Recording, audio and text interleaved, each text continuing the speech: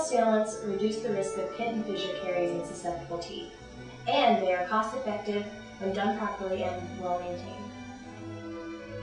Sealants are indicated for both primary and permanent teeth with deep pits and fissures that are predisposed to plaque retention. At-risk pits and fissures should be sealed as soon as possible after tooth eruption. However, because caries risk may change at any time in a patient's life, unsealed teeth will benefit from sealant application at any point. Increased caries risk can be due to changes in diet, home care, microflora, or physical conditions. Hi Mommy, good morning Michelle. What we're going to do today is we're going to be placing something called a sealant on her adult molar.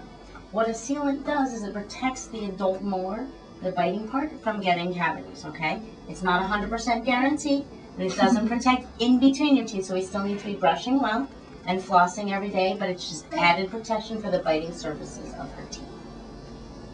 The surface of the tooth to be sealed must be clean. The dentist may clean the tooth surface with a pumice paste on a brush or rubber cup using a slow-speed handpiece. The dentist may also ensure that the pits and fissures are free from debris by using a half-round or fissurotomy burr on the slow-speed handpiece. The tooth surface is then rinsed with water and dried using the air-water syringe and high-speed suction. At this point, the tooth must then be well isolated to ensure no further saliva contamination. The tooth to be sealed can be isolated using a rubber dam isolation, cheek retractors, or dry angles and cotton rolls. A bite block can be used to assist the patient in remaining open during the procedure. A phosphoric acid gel material is placed on the surface of the tooth to be sealed for 15 seconds. Acid etching is performed to produce irregularities in the enamel surface, which allows the sealant material to flow into the microspores of the tooth.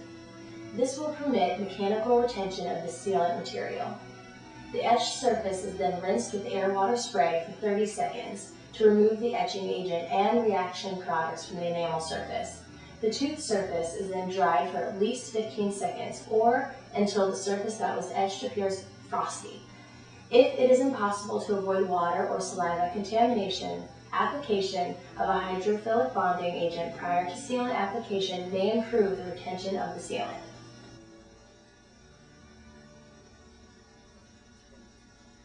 Sealant material is applied to the etched surface and allowed to flow into pits and fissures or moved into these areas with a microbrush.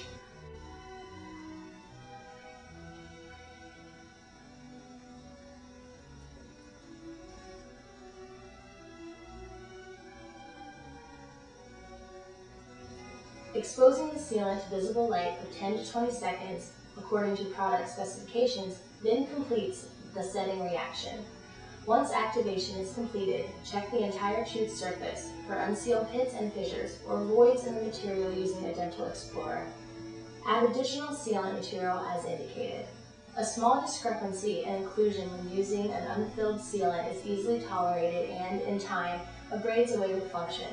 When using a filled sealant in adults or adolescent, patients' occlusal adjustments should be completed to avoid discomfort. Okay, Michelle. We're all done now. You notice that when you bite down, it might feel a little hard there. If you eat some crunchy stuff today, by the time you eat dinner, it won't feel weird when you bite.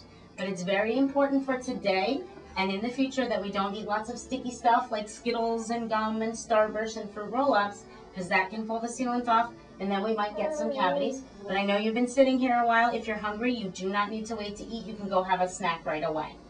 The need for sealant placement should be assessed at every periodic prevention appointment. At this time, existing sealant should be monitored and repaired or replaced as indicated.